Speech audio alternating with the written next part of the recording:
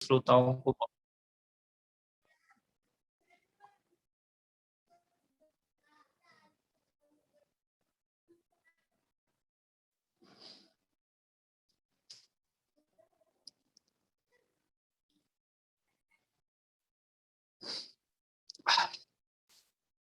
सभी साधक और श्रोताओं को बहुत बहुत आभार और बहुत बहुत आशीर्वाद। इसके साथ हम अपनी कथा को शुरू करने से पहले 3 बार भगवान शिव को गुरु रूप में स्वीकार करेंगे और कहेंगे कि हे भगवान शिव, आप मेरे गुरु हैं,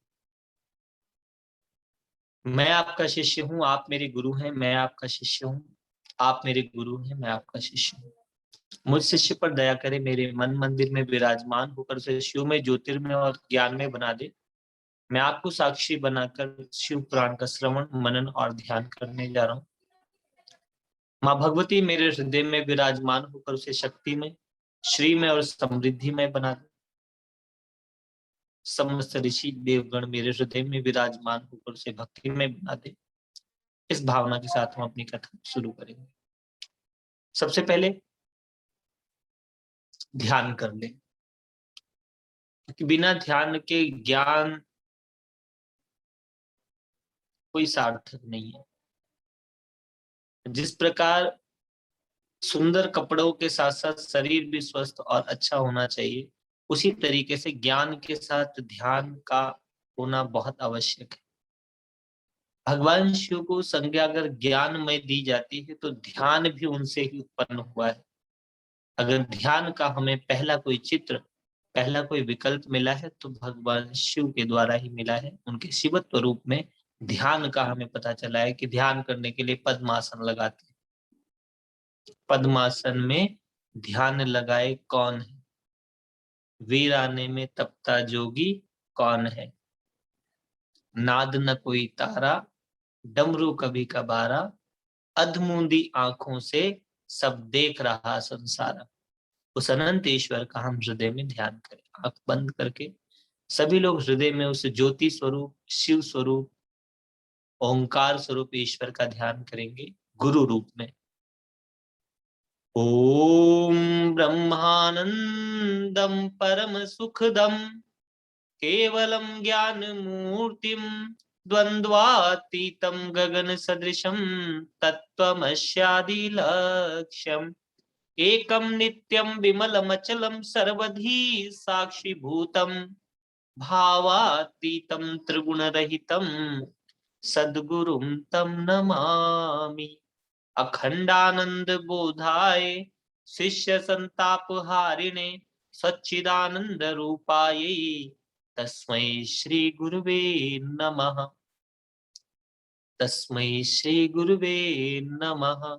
मातृवत् लालयित्री च पितृवत् मार्गदर्शिकाः नमस्तु गुरुसत्तायै श्रद्धा प्रज्ञायुता च यः। ओम वंदे देव उमापतिं सुरगुरुं वंदे जगत्कारणं वंदे पन्नगभूषणं मृगधरं वंदे पशूनां पतिं वंदे सूर्यशशाङ्कवाहननयनं वंदे मुकुन्दप्रियं वंदे भक्तजनाश्रयं च वरदं वंदे तं शिव शंकरम वंदे तम शिव शंकरम। सो भगवान शिव की वंदना करने के बाद कल जहां हमने कथा को समाप्ति किया था वह था सती का तप। सती के तप के प्रभाव से ब्रह्मा और विष्णु भगवान शिव के पास सती का मनोरथ, जो मन की इच्छा थी, जो आत्मा का संकल्प था, उसको पूर्ण कराने के लिए भगवान शिव के पास गए। अर्थात भगवान शिव का जो साकार विग्रह अर्थात शंकर जी के पास गए, क्योंकि शिव परमात्मा का निराकार ज्योतिर्मय विग्रह है और जो शंकर जी है वो साकार रुद्र विग्रह है। सो कई बार हम कंफ्यूज जाते हैं, क्योंकि शंकर जी शिव का ही एक स्वरूप माने जाते हैं। वही तेज, वही तपस्या, वही ध्यान, वही वैराग्य, इसलिए हम लोग शंकर जी को भी शिव कहकर संबोधित करते हैं। और जो इनके भी उत्पत्ति करता है, उसको हम सदाशिव या परम तत्व या पर ब्रह्म ईश्वर मानते हैं। सो जब शंकर जी ने कहा कि विवाह तो योग के लिए किया जाएगा, अब यहाँ देखो तपस्वी व्यक्ति अगर विवाह करता है तो उसके, अगर कोई तपस्वी होगा तो वह स्त्री को सम्मान दे करके उसको स्तर से ऊंचा उठाएगा।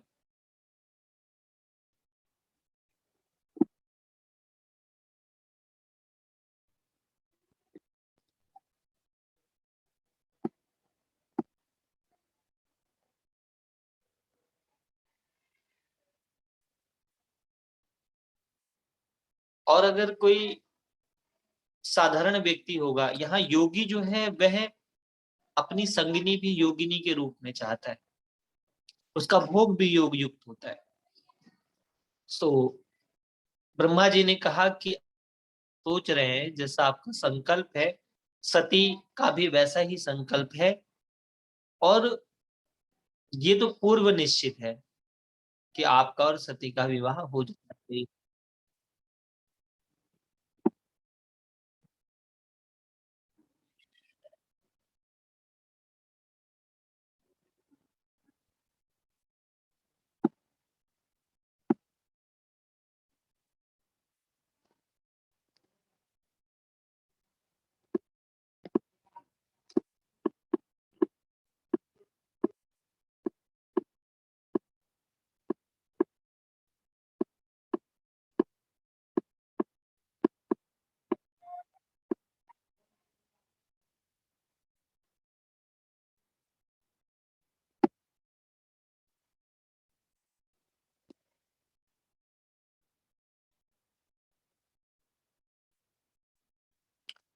सो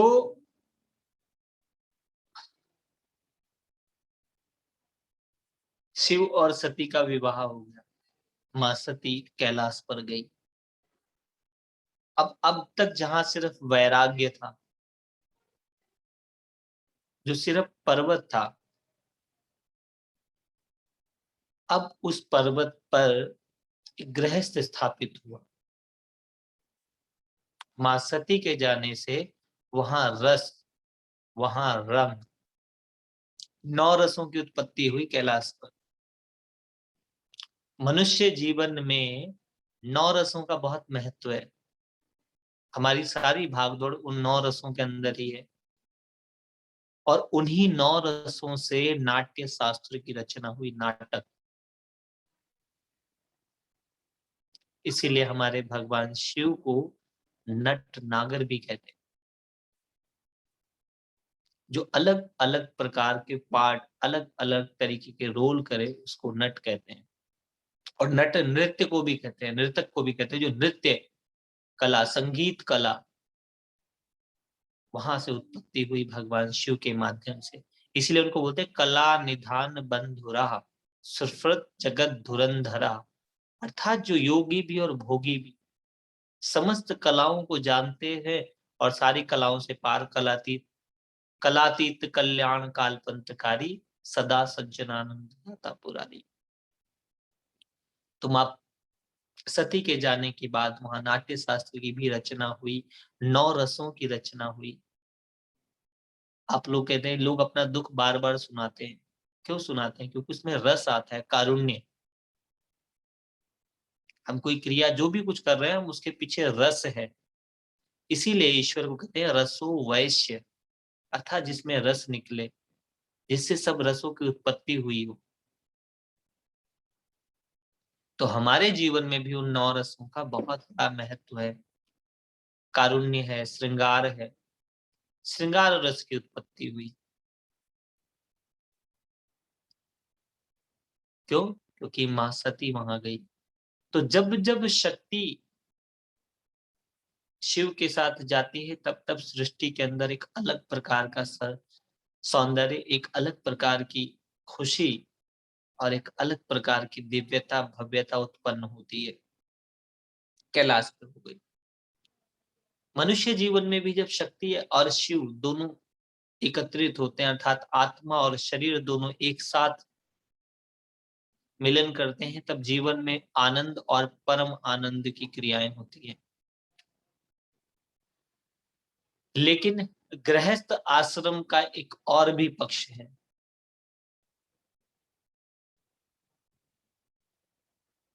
उस पक्ष को भी इस नाटक के द्वारा, इस लीला के द्वारा प्रत्यक्ष किया गया है। शिव की कथा से एक चीज और आपको समझ आएगी कि प्रेम में झूठ नहीं बोलना चाहिए। दूसरा, प्रेम में झूठ बोला ही नहीं जा सकता। ये दो बातें आपको समझ आएंगी। मनुष्य सबसे ज्यादा इसलिए कंफ्यूज हो जाता है कि उसको दो बातें, दो से जीवन निर्मित हुआ है। जैसे इस जीवन के दो धागे हैं, एक जन्म और दूसरा मृत्यु। जन्म होते ही मनुष्य जीवन मृत्यु की तरफ जा रहा होता है, मृत्यु होते ही नए जन्म की शुरुआत और यात्रा की व्यवस्था बन जाती है। मिलना जो है वो बिछुड़ने की तैयारी है, क्योंकि जो बिछड़ा है वो मिलने की यात्रा पे निकल लिया। तो माँ सती के साथ भगवान शिव रहने लगे कैलाश पर। अलग अलग तरीके का रोज आनंद उत्सव होता था। एक बार वो भगवान शंकर के साथ कुंभज ऋषि अर्थात अगस्त ऋषि के आश्रम गई राम कथा सुन। वो राम जिसके स्मरण मात्र से आराम आता है।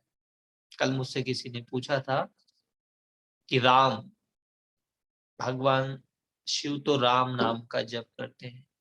एक्चुअली राम नाम का जप करना भी बहुत छोटी बात है। राम नाम के ऋषि भी वही है, उस जप के उत्पत्ति करता भी वही है। जैसे आप कोई पाठ करते हैं, फॉर एग्जाम्पल आपने सप्तशती पढ़ा तो कहा अस्य श्री सप्त श्लोकी स्तोत्रस्य नारायण ऋषि। इसके ऋषि कौन है? नारायण। तो राम नाम के ऋषि भी भगवान शिव ही हैं। और उस राम, वो खाली नाम नहीं है, वो उस पर ब्रह्म की रकार अकार और मकार, जिस प्रकार ओम में अकार उकार और मकार है, उसी की एक साकार अभिव्यक्ति है, एक शब्द विग्रह है राम। इसलिए अगर आप ओम या राम बोलोगे तो एक जैसा साउंड आएगा। जैसे करोगे ओ, ओम शब्द ब्रह्म है, सॉरी अक्षर ब्रह्म है। ओम एक अक्षर है, राम जो है वो शब्द ब्रह्म है, राम। और सोहम जो है वो ज्ञान ब्रह्म है, सोहम अर्थात मैं वही हूं। और राम में वही है सिर्फ, और ओम में वो और मैं, हम हैं। सो कुछ लोगों ने सहज भाषा में, ये व्याकरण की दृष्टि से तो सही नहीं, लेकिन कुछ बातों ने ओम का अर्थ कहा कि वो और हम, ओम हो गया। अकार उकार मकार नाद और बिंदु अर्थात प्रकृति पुरुष और प्रकृति के तीन गुण, जीव जगत और जगन्नाथ। तो राम में तीनों थे, जीव जगत और जगन्नाथ। इसलिए राम नाम का हृदय में निरंतर जाप चलता था। नारद की वीणा पर भी ये नाम उभरता है। शिव जी के मानस मंदिर में दीपक सा जलता है राम। सुराम की कथा सुनने जाते थे। अब मजे की बात यह है कि जो स्वयं ज्ञान स्वरूप है वो कथा सुनने क्यों जाए? श्रोता वक्ता ज्ञान निधि कथा राम प्रगूढ़, अर्थात वो तो स्वयं ज्ञान स्वरूप है। तो आपको सारा ज्ञान हो जाएगा तो भी आपका मन करेगा कि आप जाएं। और उस ज्ञान को व्यक्त करना, उस ज्ञान को एक्सप्रेस करना, उसको सुनना सुनाना भी अपने आप में एक रस है। इसको बोलते हैं वाणी विलास और बुद्धि विलास। वाणी का भी एक विलास है, बोलने का बड़ा सुख है, उसमें बड़ा रस आता है, इसीलिए हर व्यक्ति बोलना चाहता है। और मजे की बात है, वह बोले जिसका बोलना संगीतमय हो, सार्थक हो, लयबद्ध हो, छंदबद्ध हो, प्रेममय हो, तो समझ आता है वह भी बोलना चाहता है जिसका सुर ताल और लय बिगड़ा हुआ है।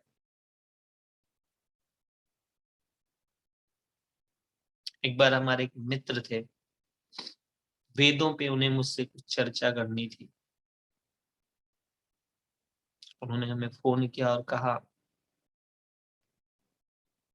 कि योगी जी, मुझे वेदों पर आपसे चर्चा करनी है। I want to discuss about Veda. मैंने कहा आपको गाना गाना आता है? और वो व्यक्ति एकदम से भड़क गए, बोले आप मुझसे मजाक कर रहे हो? मैं आपसे इतना सीरियस, इतना जीवन का गहन विषय डिस्कस करना चाहता हूँ और आप। तो मैंने पूछा ये मेरे से गहन विषय डिस्कस करने का आपको कैसे सूझा? उन्होंने कहा आपकी एक स्टूडेंट है, वो यूएस रहती है, उससे मेरी बातचीत हुई थी, तो उसने कहा कि योगी जी से आप पूछ सकते हैं अगर आपको कुछ नहीं समझ आ रहा तो मैंने कहा पूछ तो सकते हैं, लेकिन पहले ये बताएं कि आपको गाना गाना आता है। वो बहुत नाराज हो गई, फोन काट दिया। 3 दिन बाद समस्या उनकी विकट थी। 3 दिन बाद उन्होंने मुझे फिर फोन किया, बोला मैं मजाक के मूड में नहीं हूँ, मैं सीरियसली आपसे पूछ रहा हूँ, वेदों के विषय में मुझे कुछ जानना था आपसे। तो मैंने कहा भाई गाना गाना आता है? अब वो पहले से ज्यादा नाराज हो गए।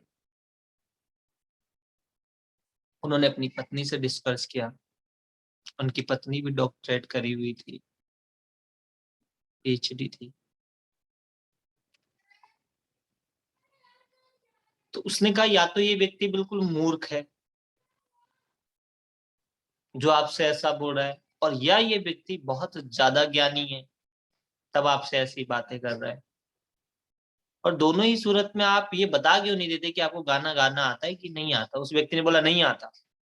बोले तो ये बता देते उनको। तो उन्होंने हमें फिर दोबारा कॉल करके कहा कि क्या आपको गाना गाना आता है?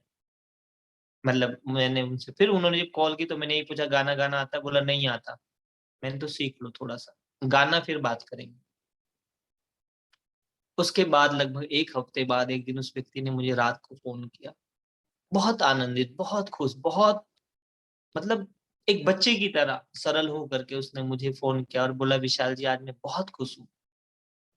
मुझे याद नहीं है मैं कितने सालों बाद आज पहली बार प्रसन्न हुआ हूँ, आनंदित हुआ हूँ। आज मैं बहुत दूर अपने कोठी से निकल करके गया एक पार्क में, सर्दियों का दिन था। बोला कोई नहीं था वहां। मैंने गाना गाना शुरू किया और मैंने इतना बुरा गाना गाया कि कुत्ते भौंकने लग गए मुझे सुन के। अब कुत्ते भौंकने लगे तो मुझे हंसी छूट गई। और उसके बाद फिर मैंने नहीं देखा अब कोई सुन रहा है नहीं। और उसके बाद मैं गाने के साथ साथ नाचता कूदता भागता उछलता आया और मुझे लगा कि मैं सबसे पहले आपको बताऊं। तो मैंने कहा डॉक्टर साहब बस यही समझाना था, वेद का अर्थ होता है जानना। क्या जानना होता है? संगीत। गीत सुना है, गीत ज्ञान है, सुना है, लेकिन इसके साथ जब प्रेम, सहजता, सरलता लग जाती है, संगीत का अर्थ होता है सुर, ताल और लय, तीनों का एक हो जाना। और इस सृष्टि में जब 3 चीजें एक हो जाती हैं तो आपको पहली बात समझ आती है, एक को ब्रह्म द्वितीय नास्ति, इस संसार में एक ईश्वर के अलावा कुछ नहीं है। और वेद के विषय में नहीं जानना होता, वेद का अर्थ ही जानना है। और इस वेद का जो जूस है उसको बोलते हैं सामवेद। सामवेद का अर्थ है संगीत। बड़े आनंदित हुए। तो ये जो शिव पुराण है, जो कथाएं हैं, ये संगीत है। ये शिव का संगीत है, शक्ति संगीत है। और इस संगीत के अंदर ड्रामा है, नाटक है, लीला है। तर्क नहीं है यहाँ पर कि क्यों ऐसा किया। जब आप तर्क करते हैं तब आपको एक विचार मिलता है कि आप अपने भीतर जाए। कथा सुनी, राम जी की कथा सुनी, उस साधारण में असाधारण देखने की कथा है राम कथा। इसमें कथा में आज राम जी का भी जिक्र है शिव पुराण में, कि साधारण में असाधारण देखने की राम कथा है। आप सबने राम कथा सुनी होगी या राम कथा के विषय में। मुझे किसी ने कहा भी कि आप जब शिव पुराण खत्म होगा तो उसके बाद क्या करेंगे? तो मैंने कहा भाई जो ईश्वर की इच्छा होगी। लेकिन मुझे लगता है कि शिव पुराण के बाद हम शायद राम कथा करेंगे। सो राम की कथा जो है वह है आराम की कथा है, वो विश्राम की कथा है, वो संग्राम की कथा है। जब राम व्यक्ति के जीवन में आता है तो आराम मिलता है, और भगवान शिव के जीवन में तो राम से विश्राम हुआ। सागर मंथन का विष पी लिया, हृदय में राम था तो विष राम विश्राम हो गया। जब व्यक्ति संसार के विष को भी धारण करके सहज ध्यान मग्न हो जाता है तब उसको विश्राम मिलता है, चित्त को भी विश्राम मिलता है। और जब हृदय में व्यक्ति राम को रख करके राम के संग चल देता है तब संग्राम हो जाता है। जो भी राम के संग रहे उन सब ने संग्राम का भी अनुभव किया है। सो राम की कथा सुनी, राम कथा सुनने के बाद ऐसी कथा मैंने गुरुओं से सुनी है कि उन्होंने कहा कि बताइए ऋषिवर क्या दक्षिणा चाहिए आपको। बोले बस यही दक्षिणा चाहिए, जो कथा मैंने आपको सुनाई अब आपको मुझे सुना दे। अब सोच के देखो कि क्या ऐसी दक्षिणा हो सकती है। मैं आप लोगों को शिव पुराण सुनाऊं और उसके बाद मैं कहूँ कि दक्षिणा में आप भी मुझे ही शिव पुराण सुना दे, तो क्या ऐसा संभव है? नहीं, ऐसा संभव नहीं है।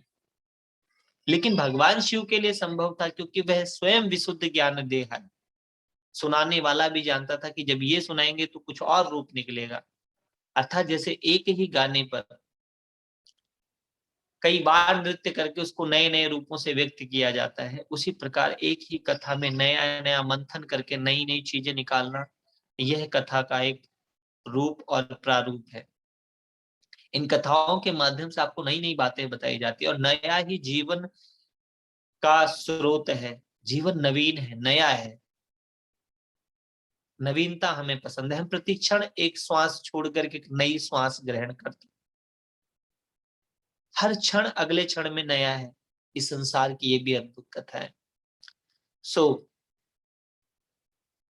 माँ सती तो बोर होने लग गई, क्योंकि मनोरंजन शायद तभी से ही कथा में मनोरंजन डालने की व्यवस्था बनी होगी। इस विषय पे मुझे ज्ञान नहीं है, लेकिन मैं फिर भी अपने मन में सोचता हूँ कई बार कि क्योंकि बिना मनोरंजन की कथा सुनना आसान काम तो नहीं। और आप लोग सच में बहुत साधना कर रहे हो बिना मनोरंजन के मेरे साथ कथा सुन के। मैं बिल्कुल मनोरंजन नहीं कर रहा हूँ।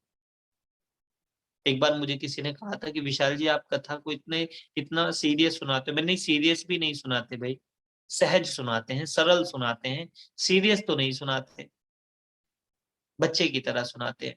लेकिन हाँ, तमाशा भी नहीं करते हैं कथा में, हास्य भी नहीं करते हैं कथा में।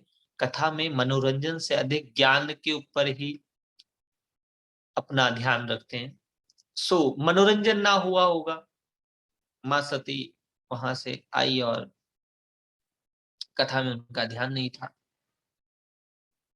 आई तो देखा जंगल में दो युवक घूम रहे हैं, एक रो रहा है और दूसरा उसको सांत्वना दे रहा है। वो रोते हुए प्रभु श्री राम पेड़ों से पूछ रहे हैं, वृक्षों से पूछ रहे हैं, सबसे पूछ रहे हैं कि सीता कहाँ गई। और भगवान शंकर ने उनको प्रणाम किया। जय सच्चिदानंद। साधारण में असाधारण देख लेना ज्ञान। ज्ञान कंकर में शंकर और जीव में शिव देखने की दृष्टि रखता है। इसलिए भगवान शंकर ने प्रणाम किए। साधारण में असाधारण देखने की कथा है राम कथा। राम की कथा को कभी लोग कोई ध्यान से सुने तो राम की कथा एक सरोवर है, मान सरोवर। उस सरोवर के चार घाटों पर चार अलग लोग एक ही कथा को कह रहे हैं। भगवान शंकर जी माँ पार्वती को जब राम कथा सुनाते हैं तो वह ज्ञान कथा बन जाती है। साधारण में असाधारण देखने की कथा, मनुष्य में भगवान देखने की कथा ज्ञान कथा। याज्ञवल्क्य जी से भारद्वाज जी तत्व रूप में जो कथा देखते हैं वह कर्म की कथा है, कि तत्व रूप में रमते इति रामम क्या है, कर्म रूप में राम कैसा है, वह कथा भारद्वाज जी सुनते हैं। और जो भक्ति कथा है, अहंकार को मिटाने की कथा है, वह गरुण जी सुनते हैं कागभूषणी जी से।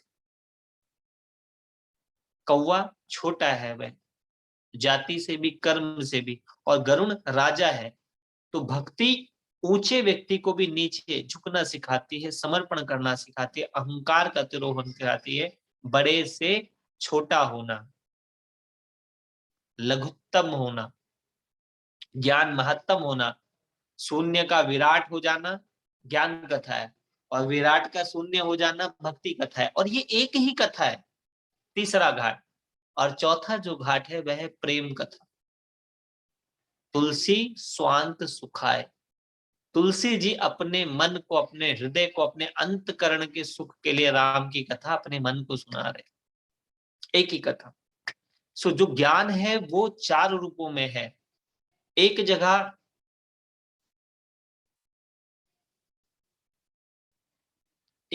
पर ये लिखा गया कि कथा जो है व्यथा मिटाती है। अभी किसी ने लिखा कि सबसे अच्छे राम कथा के वाचक हमारे हनुमान जी, बिल्कुल गलत। हनुमान जी राम कथा के वाचक नहीं है। हनुमान जी राम नाम जप के, राम नाम के रस के रसिया हैं। राम रसायन तुम्हारे पास, अब वो रसायन दवाई की तरह राम नाम का जप करते हैं। वो कथा सुनाने में बिलीफ ही नहीं रखते हैं किसी को, क्योंकि उनका होना ही राम को प्रत्यक्ष दिखाने की क्षमता है। उनको कथा सुनाने की क्या जरूरत है, वो तो अपने हृदय को खोल के दिखा सकते हैं। कथा सुनाना एक अलग विषय है और राममय होना अलग विषय है। वास्तव में जो राम की कथा है वे कौन सुनाएगा? या तो वैरागी सुनाएगा, या ऋषि सुनाएगा, या फिर योगी सुनाएगा, और या फिर भक्त सुनाएगा। और हनुमान जी और राम जी में कोई बहुत बड़ा भेद नहीं है। अब ये जो विषय है ये हम कभी राम कथा में ही लेंगे, क्योंकि शिव कथा में राम जी की कथा, लेकिन जैसे किसी ने लिखा तो मैं वही चाहता हूं कि आपको सही उस विषय में थोड़ी सी दिशा बोध हो जाए कि हनुमान जी कथावाचक नहीं। हनुमान जी तो प्रत्यक्ष राम तत्व के मर्मज्ञ हैं, राममय है। जैसे भागवतम में सुखदेव मुनि कथावाचक नहीं है, वो चलते फिरते भागवतम है। ज्ञान के पर्वत ध्यान के सागर शेष मुनि यतिराज का है, वेद और शास्त्र समस्त तो थे मुनि राज के मानस में ही समाये। और यहाँ भगवान शिव जो है वो स्वयं विशुद्ध ज्ञान है, विशुद्ध ज्ञान देह है। उनका शरीर ही विशुद्ध ज्ञान है, उनका प्रत्यक्ष, उनके एग्जिस्टेंस ही प्रत्यक्ष ज्ञान है। तो इस प्रकार माँ सती ने, अब सती शिव के संग रह करके भी क्यों ज्ञानमय नहीं हुई? क्योंकि लीला है। हमारे ईश्वर ने भी हमें कथाओं के माध्यम से यही सिखाया है कि आपको अगले स्तर तक जाना है। जब आप कभी देवी के नामों का पाठ करेंगे तो सती साध्वी भवप्रीता, सती से साध्वी की यात्रा है। साध लिया उसने, अभी साधा नहीं है। अभी तो एक इच्छा थी, मन की उमंग थी कि शिव को पाना, पा लिया शिव को। अब पहले स्तर की जो हम साधना, वो हम अपने मन की इच्छाओं को पूरा करने के लिए साधना करते हैं। लेकिन दूसरी जो साधना है वह मन से अमन होने की साधना है, अगला स्तर जो आता है। तो पहले स्तर में मन, मन वांछित फल चाहिए था, मन मुताबिक पति चाहिए था, मिल गया मन मुताबिक पति। लेकिन अब पति तो समझ ही नहीं आ रहा है। मन तो था कि मैं शिव की संगनी बनूं, लेकिन शिव कैसे? आंख बंद है, ध्यान में है। वरमाला तो डाल दी, वरण कर लिया, ब्रह्मा जी पुरोहित बने, एक एक चीज समझाई कि क्या अर्थ होता है, कोई किसी का पति कैसे हो जाता है। ये शिव पुराण में नहीं है वर्णित, लेकिन मैं बता दूं कि पति का अर्थ होता है मालिक होना। जैसे लक्ष्मी का पति लक्ष्मीपति कहलाता है, भूमि का पति भूमिपति कहलाता है। तो पति मालिक होता है। अब कोई किसी को मालिक कैसे बना लेगा भाई? कोई 20-22 साल अपना जीवन किसी और घर में किसी का जन्म हुआ है, और एक संस्कार, एक सामाजिक व्यवस्था के तहत आप मालिक कैसे हो गए किसी के? तो मैं आपको बताता हूँ कैसे कोई किसी का मालिक हो जाता है। सनातन परंपरा में पति क्यों कहा गया? जब विवाह होता है तो उसमें पहला संकल्प पति ये लेता है कि मैं आपको हर हाल में खुश रखूंगा और खुश रखने का प्रयास करूंगा। तो जो आपको हर हाल में खुश रखने के लिए प्रयासरत हो जाए, उसको अधिकार होता है कि वो आपका मालिक हो जाए। अपने स्नेह और प्रेम से वह आपको जीत लेता है, इसलिए वो मालिक कहलाता है। क्योंकि जब आप वरमाला डाल के उसका वरण करते हैं और वह जय माला डाल करके ये बात सिद्ध करता है, ऐसा संकल्प लेता है, ऐसी इच्छा रखता है कि मैं आपको हर हाल में खुश रखूंगा, आपकी जय करूंगा, आपको प्रसन्नता पूर्वक रखूंगा, ऐसा अगर कोई जीवन में संकल्प रखता है तो वो सच में मालिक हो जाता है, पति हो जाता है। दूसरा दूसरा संकल्प तो उससे भी अद्भुत ले लिया कि मैं आपकी समस्त भूलों को माफ कर दूं। तब वह पति परमेश्वर कहलाता है, क्योंकि परमेश्वर ही समस्त भूलों को माफ कर सकता है। तो जब हमें ये बातें हमारे संस्कारों में पता चलेंगी कि हमारे जो संस्कार हैं उनके पीछे मतलब है। 16 जो संस्कार सनातन में बताए गए, उनमें हर एक संस्कार के पीछे एक मतलब था। तो यहाँ पर माँ सती ने, अच्छा उसके बाद प्रतिज्ञाओं में पत्नी भी अपने पति पर पूर्ण विश्वास रखती है। वंदे भवानी शंकर श्रद्धा विश्वास रूपिणु। माँ भवानी जो है वो श्रद्धा है, तो भगवान शिव विश्वास है। श्रद्धा और विश्वास, शिव और शक्ति का जो जोड़ा है, श्रद्धा विश्वास का जोड़ा है। इसीलिए मेरे जीवन में मैं शक्ति और शिव दोनों की साधना करता हूँ। उनको अपना माता पिता भी मानता हूँ और गुरु भी मानता हूँ। और बोलना मैंने हनुमान जी से सीखा है। सच में अगर मुझसे कोई कहता है कि आप बोलने का बहुत अच्छा बोलते हैं, या बोलने का गुण मैंने हनुमान जी से सीखा है कि कैसे बोलना चाहिए।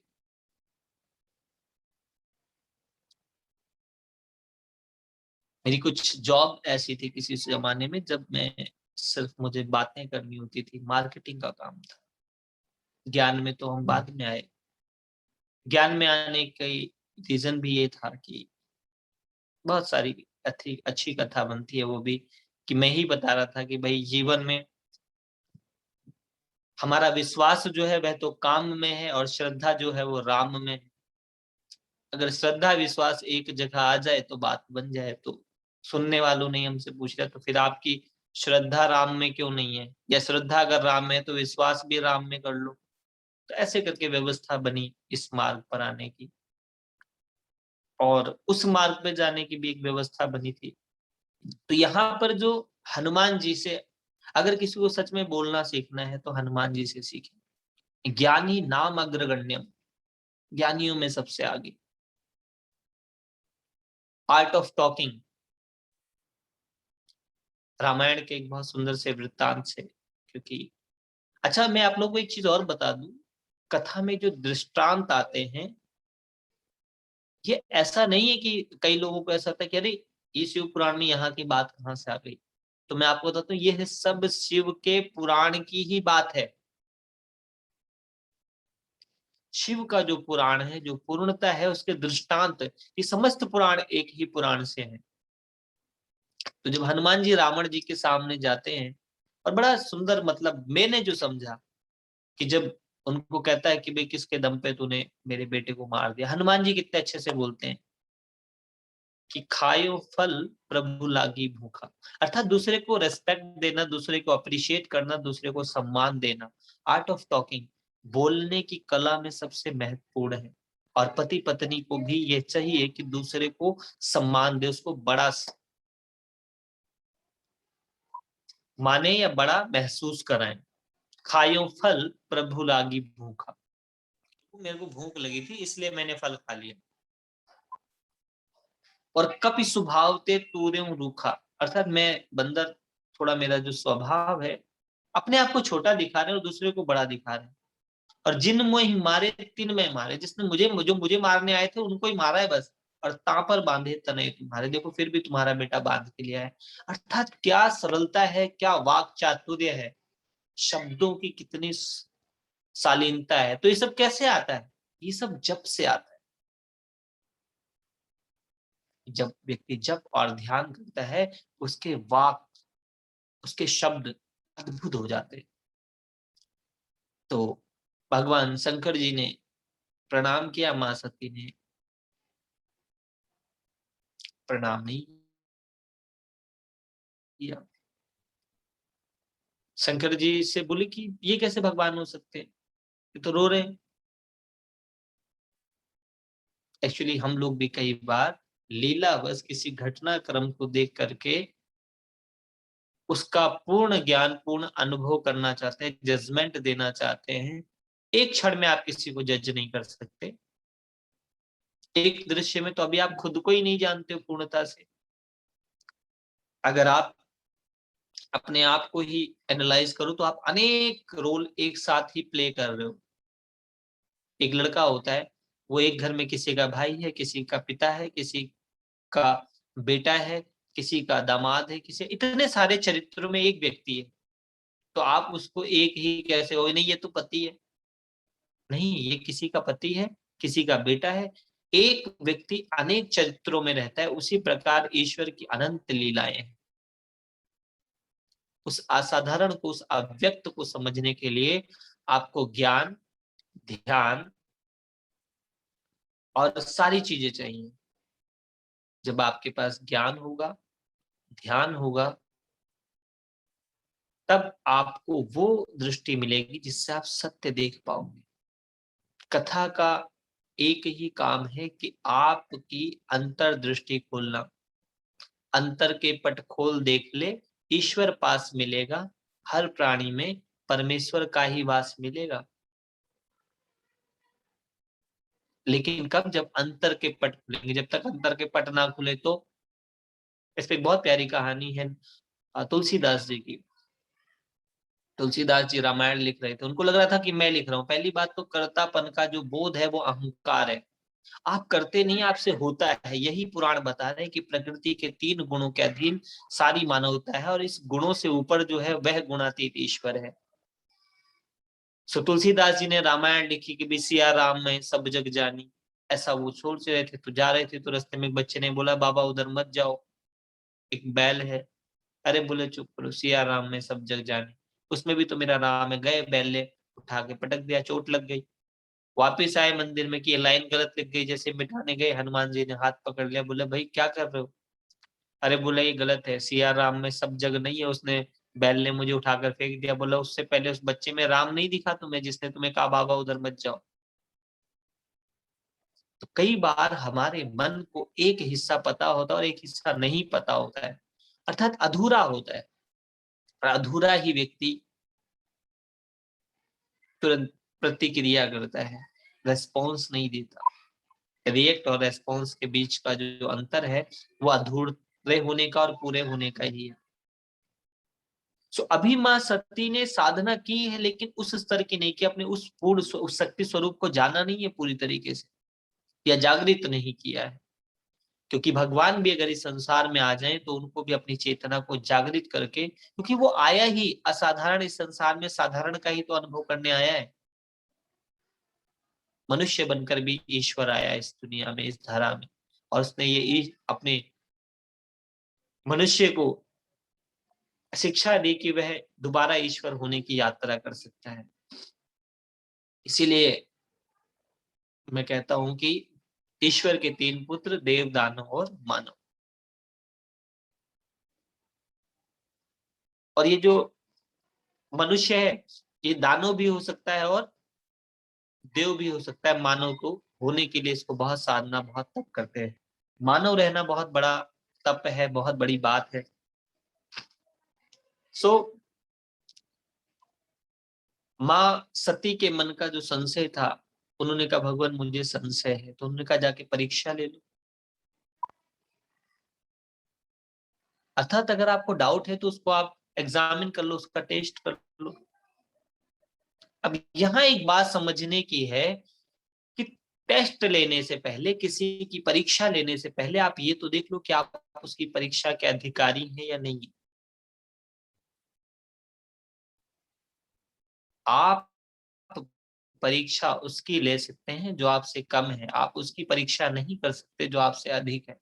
जैसे 12th में पढ़ने वाला बच्चा 10th वाले का तो एग्जामिन कर सकता है, लेकिन वो ग्रेजुएट व्यक्ति को एग्जामिन नहीं कर सकता।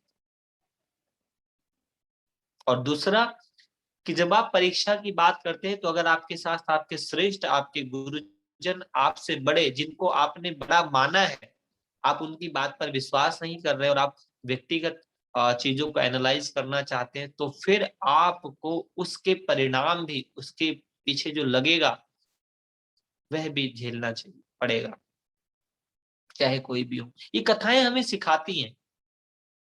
कथाओं से हम किसी ईश्वर, किसी देवी देवता को व्यक्तिगत रूप से ना एनालाइज करें। आप लोगों को मैं इस कथा के माध्यम से बता दूं, आप शिव के चरित्र को एक आम साधारण मनुष्य जैसा ना माने। इन कथाओं के माध्यम से, उस दिव्य चरित्र के माध्यम से सिर्फ वो समझने सीखने का प्रयास करें जो आपके जीवन में सार्थक हो। अर्थात जब भगवान शंकर, जिसके प्रति सती कहते हैं कि प्रभु आप ज्ञान के सागर हो, तो जिसको ज्ञान का सागर प्रणाम कर रहा है उस पर डाउट कैसे हो सकता है? या तो फिर अभी आप ज्ञान का सागर मानते नहीं। ऐसे बहुत बार होता है कि हम जो बोल रहे हैं हमारा वही मतलब नहीं होता। मुझे बहुत बार लोग कहते हैं गुरु जी के चरणों में कोटि कोटि प्रणाम। मैं कहता हूँ कोटि कोटि प्रणाम करने के बजाय मुस्कुरा दिया करो और सुबह प्राणायाम करो, बात खत्म। क्योंकि कोटि कोटि प्रणाम नहीं, ये तुम्हें रटा हुआ वर्ड है, कहीं से आ गया है, अभी तुम कोटि बार प्रणाम नहीं कर पाओगे।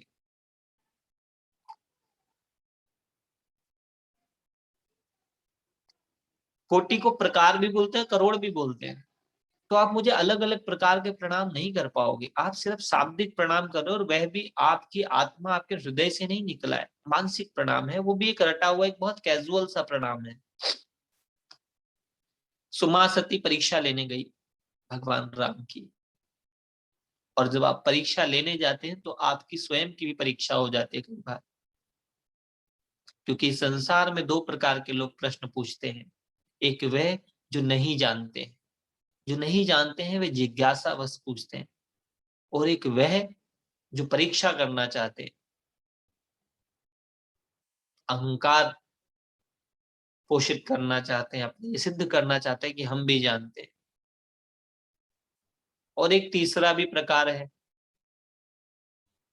जो मन के अंदर चित्त के वृत्तियों अनुसार जो रटा है उसी हिसाब से कुछ पूछ रहे हैं, कुछ बता रहे हैं। शिव पुराण के माध्यम से मैं आपको बताऊं कि जो भी आप पूछ रहे हो एक बार अपने हृदय से पूछ लो कि यह क्या, ये पूछना जरूरी है, और क्या मैं यही पूछना चाहता हूं, क्या मेरा यह प्रश्न मुझे नहीं पता, मैं पूछ रहा हूं या मैं बता रहा हूं। इस चीज को भी आप लोग ज्ञान के माध्यम से देखना। मैक्सिमम टाइम पे पूछने के नाम पर व्यक्ति बताना शुरू करता है, और जब उसको बताने की बारी आएगी तब वो वहां पूछना शुरू कर देता है। जब उसको बताने का समय आएगा तब वो पूछना शुरू करेगा। क्यों? क्योंकि पूछने की जगह वह बताने का काम कर रहा है। तो इसीलिए जब हम आप लोगों से पूछते हैं कि प्रश्न पूछें, तो प्रश्न वो पूछें जो आपके हृदय में वास्तव में प्रश्न है। बुद्ध से कोई प्रश्न करता था तो वो एक बार में जवाब ही नहीं देते थे, जब तक व्यक्ति 3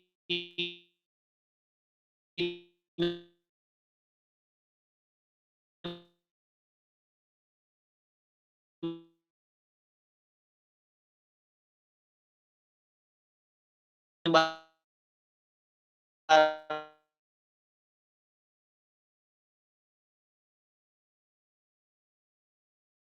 ना पूछे। उनकी कथाओं में ऐसा आता है। सो ये जो प्रश्न है वास्तव में ये प्रश्न नहीं है, ये सिर्फ तुकबंदी है, चर्चा है। और अगर आप सच्चा प्रश्न पूछ लें तो कथा उतर आती है। परीक्षित के प्रश्न करने से भागवतम उतरती है, सूत सौनक आदि ऋषियों के पूछने से शिव पुराण उतर जाता है, ब्रह्मा जी से जब नारद जी पूछते हैं तो भक्ति सूत्र उतर आता है। तो जब कोई सही से हृदय से प्रश्न करता है तब इस संसार का रचयिता, प्रसन्ना करने वाला ईश्वर ज्ञान के रूप में प्रत्यक्ष होने लगता है। तो इसलिए प्रश्न करना बहुत बड़ी कला है, कोई साधारण बात नहीं है प्रश्न करना। और कुछ भी बोल देना, जो मुंह में आया वो बोल रहे हो, इसका कारण यह है कि अभी ध्यान नहीं किया। इसलिए ज्ञान के साथ ध्यान का होना बहुत जरूरी है, वरना भक्ति भी रो देगी, क्योंकि भक्ति के दो पुत्र ज्ञान और वैराग्य हैं। इन ज्ञान और वैराग्य, अच्छा भक्ति का पति कौन? परमात्मा। भक्ति का पति है परमात्मा, और दो पुत्र हैं ज्ञान और वैराग्य। और भक्ति के गुरु कौन?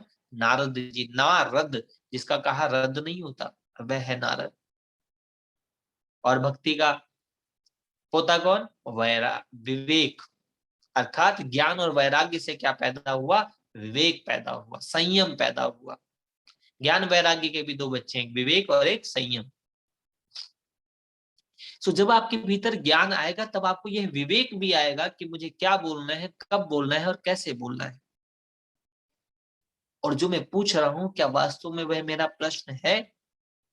अच्छा, दूसरा स्तर होता है क्या जो मैं पूछ रहा हूं वो समाज के लिए सार्थक होगा? मेरे इस शब्द का, मेरे इस व्यवहार का अंतिम परिणाम क्या होगा?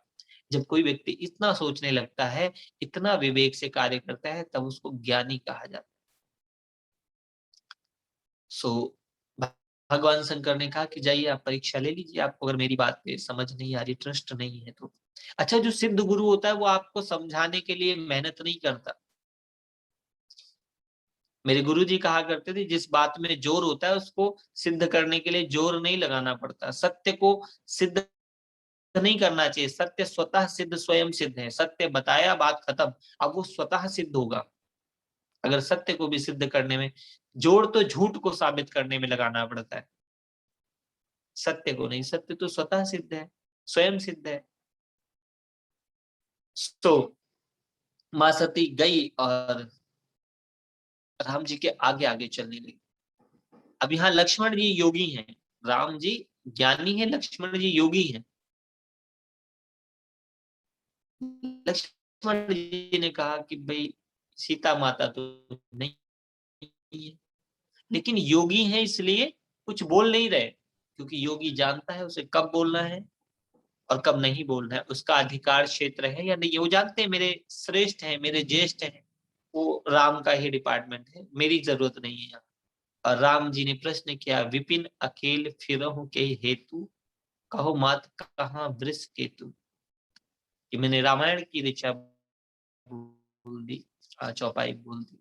कि बहुत प्यार से पूछा कि माता वो धर्म के रक्षक वृषध्वज भगवान शंकर कहाँ है, और आप जंगल में अकेली क्यों घूम रही हो?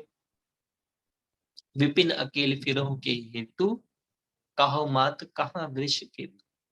अर्थात है माँ, वो धर्म के पिता, वो धर्म के रक्षक, वो धर्म अर्थ काम और मोक्ष,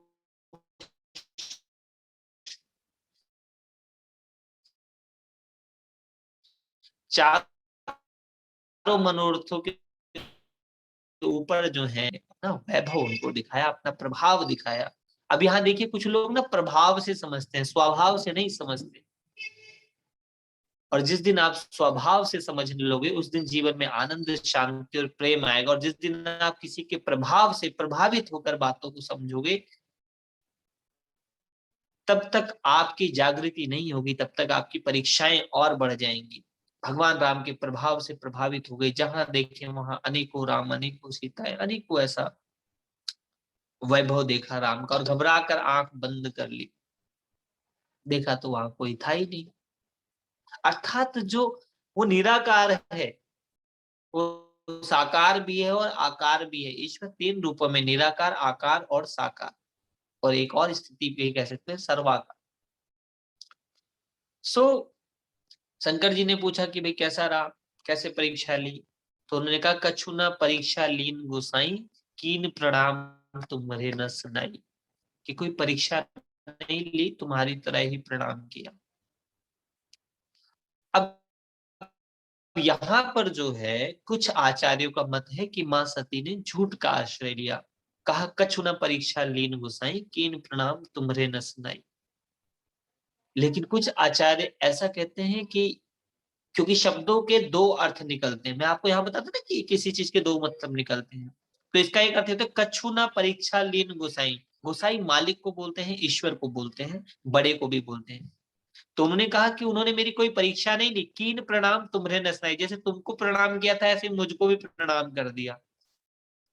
कि विपिन अकेले फिरो के हेतु हेतु कहा माँ तू कहाँ वृष के, तू कि जैसे तुमको प्रणाम करते हैं वैसे ही मुझको भी प्रणाम करते हैं।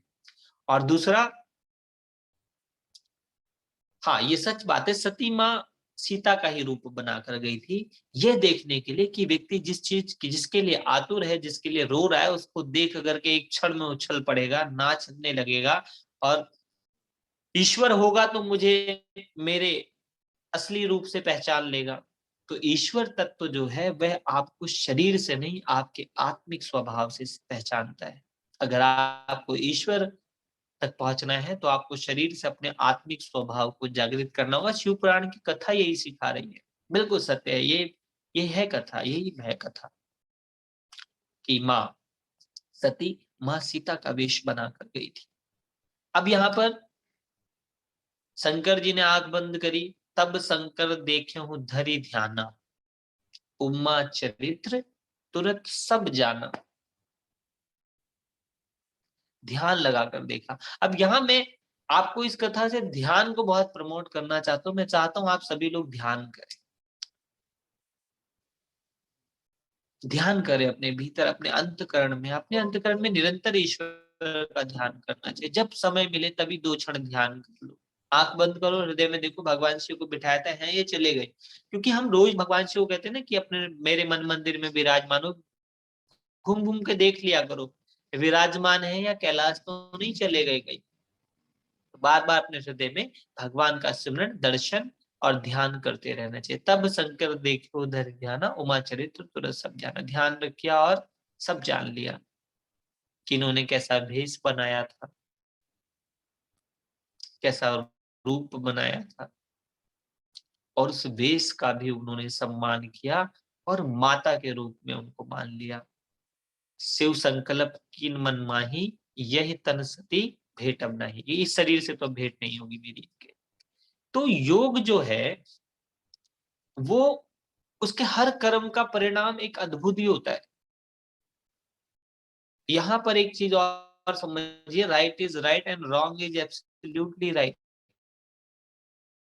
सही बराबर गलत है, plus minus is equal to minus, minus minus is equal to plus.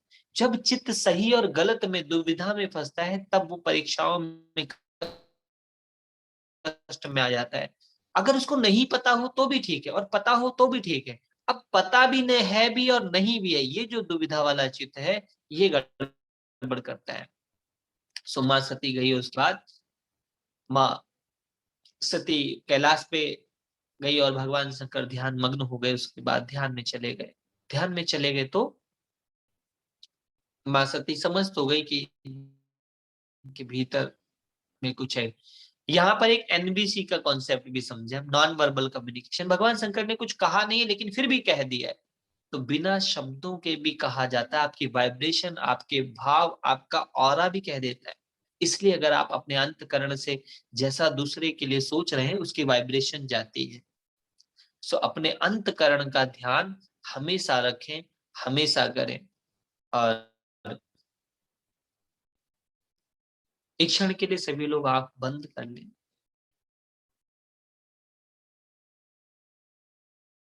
अपनी सांसों को सहज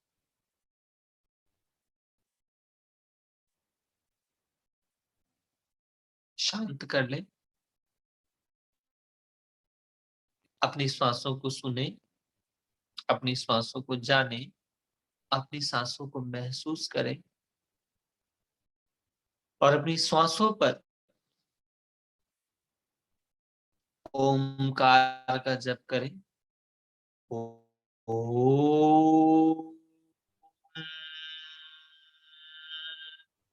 ओम,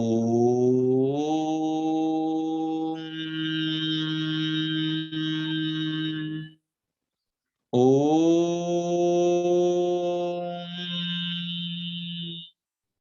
ओम एकाक्षरं बिंदु संयुक्तं नित्यं ध्यायन्ति योगिनः कामदं मोक्षदम्। ओंकाराय नमो नमः। अपने हृदय में उस ज्योतिर्लिंग का दर्शन करें, उस आत्मलिंग का, परमात्म लिंग का, शिवलिंग का दर्शन करें उस प्रकार, और मन ही मन गाएं, दोहराएं, नमः शिवाय, ओम नमः शिवाय, हर हर बोले नमः शिवाय, नमः शिवाय, ओम नमः शिवाय, हर हर भोले नमः शिवाय। नागेंद्र हाराय त्रिलोचनाय, भस्मांगराय च महेश्वराय, नित्याय शुद्धाय दिगंबराय, तस्मै नकाराय नमः शिवाय। मंदाकिनी सलिल चंदन चर्चिताय, नंदेश्वर प्रमथनाथ महेश्वराय, मंदार पुष्प बहु पुष्प सुपूजिताय, तस्मै मकाराय नमः शिवाय। शिवाय गौरी वदनाब्ज वृंद, सूर्याय दक्षाध्वर नाशकाय, श्रीनीलकंठाय वृषध्वजाय, तस्मै शिकाराय नमः शिवाय। वसिष्ठ कुंभौध भौगौतमार्य, मुनीन देव चर्चित शेखराय, चंद्राक वैश्वानर लोचनाय, तस्मै वकाराय नमः शिवाय। यक्ष स्वरूपाय जटाधराय, पिनाक हस्ताय सनातनाय, दिव्याय देवाय दिगंबराय, तस्मै यकाराय नमः शिवाय। नमः शिवाय, ओम नमः शिवाय, हर हर भोले नमः शिवाय। अपने हृदय में विराजमान सदाशिव ओंकार परब्रह्म परमेश्वर परमात्मा को प्रणाम करें, उससे कहें कि हे शिव, मेरे भीतर के शिव को जागृत कर दे, और कहें हे प्रभु, आपकी लीला का ज्ञान, आनंद और समझ तीनों मुझे प्राप्त हो। हे अनादि देव, हे सर्वेश्वर, हे ईश्वर, मेरे जीवन में गुरु पिता मात मित्र बनकर मेरे साथ सदा रहे, और मैं भी शिव की तरह सदा शिव, सदा कल्याणकारी हो जाऊं, अपने और औरों के जीवन में कल्याण करने का निमित्त बनूं। इस बात के साथ आज की कथा को हम विराम देंगे। ओम वंदे देव उमापतिं सुरगुरुं, वंदे जगत कारणं, वंदे पन्नग भूषणं मृगधरं, वंदे पशूनां पतिं, वंदे सूर्य शशांक वाहनि नयनं, वंदे मुकुंद प्रियं, वंदे भक्त जनाश्रयं च वरदं, वंदे तं शिव शंकरं, वंदे तं शिव शंकरं। ओम नमो अनंताय सहस्रमूर्ते सहस्रपादाक्ष शिरोर्भावे सहस्रनामे पुरुषाय शाश्वते सहस्रकोटि उदाहरणे नमः। हरि ओम तत्सत, हरि ओम तत्सत, हरि ओम तत्सत। सो कथा तो पूर्ण हो गई। किसी का कोई प्रश्न है तो पूछ सकते हैं।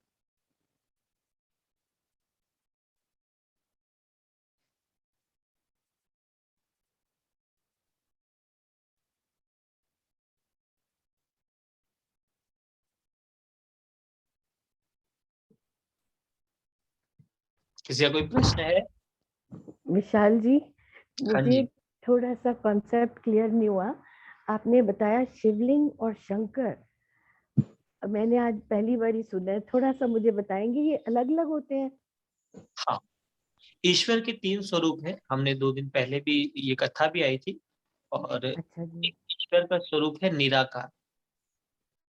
अच्छा जी, वो कौन सा है? उसको शून्य कह सकते हैं। उसकी कल्पना ज्योति के रूप में की गई है, क्योंकि अच्छा जी। ज्योति को कोई, हमने जो ज्योति देखी है प्रत्यक्ष इसके आकार है, लेकिन जब आप ध्यान की गहराई में जाओगे, अभी आगे वायव्य संहिता वगैरह आएगी जिसमें आप आत्म ज्योति का ध्यान करोगे, जिसमें हाँ शिव जी। ज्योतिर्मय या अनंत नामों का जब चिंतन कराया जाएगा, आत्म ज्योति अचंचला, तो उसमें उनके ज्योति स्वरूप को कहा गया है सदाशिव।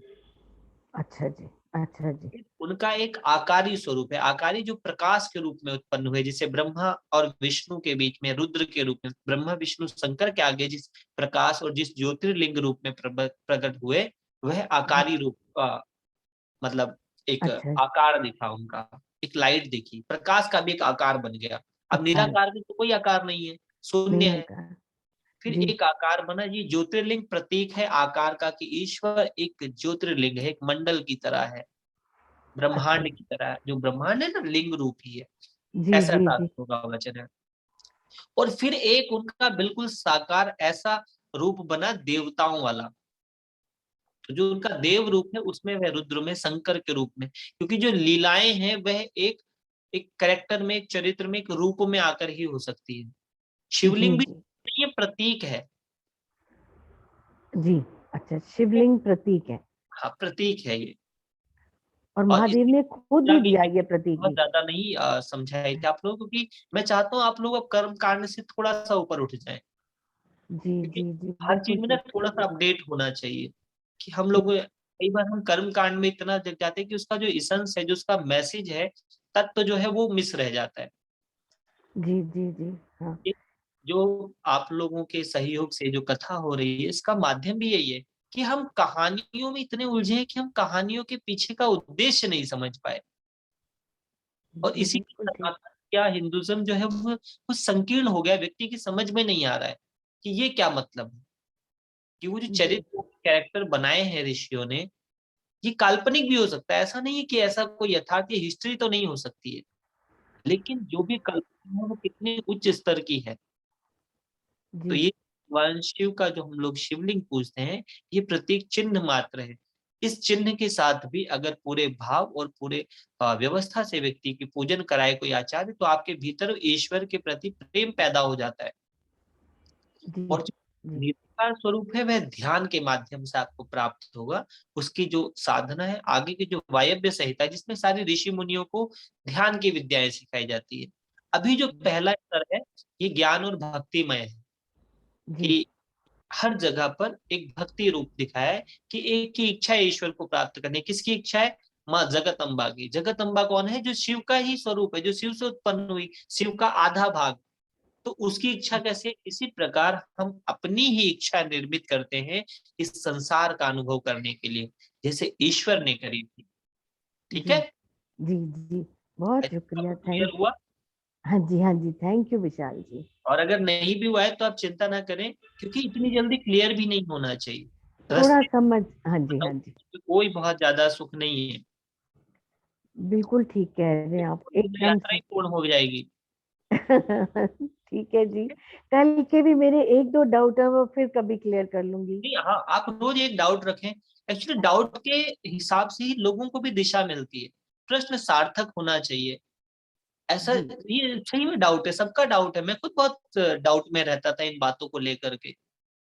जब जी, मैं जी, छोटा था तो मेरी भी समझ में नहीं आती थी ये क्या है। कि अब अगर कोई साधारण व्यक्ति इन पुराणों को पढ़े तो सच में वो उलझ जाएगा कि ब्रह्मा जी, विष्णु को समझ नहीं आ रहा है। जी, बिल्कुल, बिल्कुल। का अर्थ है कि हमारी जो इंद्रियां है, जो हमारे देवता हैं, इनकी प्रकृति तक पहुंच है, लेकिन जो पुरुष है वो प्रकृति से भी ऊंचे की व्यवस्था है। इसीलिए हमें ध्यान में जो आपका हृदय चक्र है, इसके नीचे तक के जितने चक्र हैं, वो प्रकृति, भाव, वेदना, संवेदना से हैं। लेकिन इसके ऊपर के जो चक्र हैं वो प्रेम, ज्ञान और ज्योतिर्मय है। तो जैसे जैसे आप अगली संहिताओं में जाएंगे, वहां इन सब पे फिर ज्योतिर्मय वाले पे ही ज्यादा रहेगा। ठीक जी, ठीक, ठीक जी। तो थैंक यू जी, सर, थैंक यू। बहुत बहुत हरिओम धन्यवाद। तत्। बहुत अच्छा प्रश्न था। आपके प्रश्न के लिए आपको बहुत बहुत शुभकामनाएं और बहुत बहुत आशीर्वाद। और मैं थैंक यू विशाल सभी जी। को दिल से आशीर्वाद दे रहा हूँ कि आप लोग इस यात्रा में मेरे साथ हैं। हृदय से मुझे बहुत प्रसन्नता होती है कि आप लोग इस कथा को ऐसे सुन रहे हैं। आप लोगों थैंक को यू। आइडिया है या नहीं है, मैं आप लोग को सच में दिल से बताना चाहता हूँ कि इस तरीके से कथा सुनने के लिए व्यक्ति के जीवन में या तो ईश्वर की कृपा हो या तपस्या हो, वरना ज्ञान कथा सुनना थोड़ा सा मुश्किल हो जाता है। और आप लोग इतने अच्छे से सुन रहे हो। और उससे मजे की बात यह है कि मुझे पता भी नहीं चलता सुन रहे हो नहीं सुन रहे हो, मैं तो ऐसा मान के चल रहा हूँ तो तभी हम प्रश्न पूछेंगे तो पता लग जाएगा आपको। आप प्रश्न पूछते हो तो पता चल जाता है, लेकिन जैसे मान लो मैं पूछता हूँ हाजी किसी का कोई प्रश्न है, तो सब चुप रहते हैं। अगर आंसर नहीं है तो मुझे लगता है या तो सब समझ गए या तो फिर सब इतनी बढ़िया सुना दी मैंने कि सब सो गए, क्योंकि दो ही प्रकार के लोग नहीं पूछेंगे, एक जो समझ और दूसरे जो नहीं समझ, आप और इतना दोनों ही अच्छा चीजें समझा रहे आनंददायी है। हैं, आप इतना अच्छा समझा रहे हैं कि वी आर लकी कि हमारी आपसे भेंट हुई और हम ये कुछ समझ रहे हैं। आप इस एज में इतना समझ गए, हम ओल्ड एज में आके शुरू करिए जर्नी। नहीं नहीं, एज मेरी भी ओल्ड है, मैं बचपन में ही जवान हो गया था और जवानी आते आते बूढ़ा हो गया और अब दोबारा से बचपन आ गया। मैंने इसके जीवन में बहुत कुछ देख लिया। जब आप अध्यात्म में जाओगे, जी। मैंने ऐसे देखे हैं 60-60 साल के बुजुर्ग जो बच्चों जैसे हैं, और मैंने 16-16 साल के बुजुर्ग देखे हैं जिनके चेहरे पे मुस्कुराहट नहीं है, एटलस मैन बनकर पूरे दुनिया का भार लिए कंधे पे घूम रहे हैं। तो आपसे बहुत कुछ आयु सीख में रहे कोई हैं, नहीं, गॉड ब्लेस तो यू। आपकी चित्त की दशा निर्धारित करेगी कि आपकी उम्र क्या है। मेरी मेरी उम्र? मतलब मैं, आपने कहा ना कि भाई मेरे कि मैं इतनी उम्र में समझ गया, और आप बुजुर्ग होकर के भी जी जी जी। हाँ। नहीं, अभी हाँ किसी ने मैं। भेजा कि मेरे प्रश्न का उत्तर नहीं मिला मुझे। आप धैर्य रखें, जरूर मिलेगा। अगर शिव पुराण में मैं आपके प्रश्न का उत्तर नहीं दे पाया तो फिर मैं आपको भागवत पुराण सुनाऊंगा, भागवत में भी नहीं दे पाया तो आपको देवी पुराण सुनाऊंगा, उसमें भी नहीं दे पाया तो फिर ब्रह्म वेद, 18 पुराण में भी नहीं दे पाया तो फिर 64 उपनिषद, 16 स्मृतियां, 9 दर्शन, सब सुना दूंगा। और उसके बाद भी नहीं तो फिर नारद जी, मैं भी कैलाश पर्वत जाऊंगा, जिसे नारद, बिल्कुल चिंता ना करो, क्योंकि नारद जी भी नहीं भक्त माता के प्रश्नों के उत्तर दे पाए थे, तब वो चले गए थे कैलाश पर्वत। तो आप लोग पहले तो इतना पेशेंस रखो, जितनी हमारे में सूझबूझ है उससे तो बहुत फिर ज्यादा आप समझा पा रहे हैं। हमारे में आज के इतनी लिए इतना ही, कैपेबिलिटी है। फिर कल की शुक्रिया कथा में हम लोग शुक्रिया, रखेंगे। हरिओम हरिओम। तत्सत। हरिओम तत्सत। हरिओम।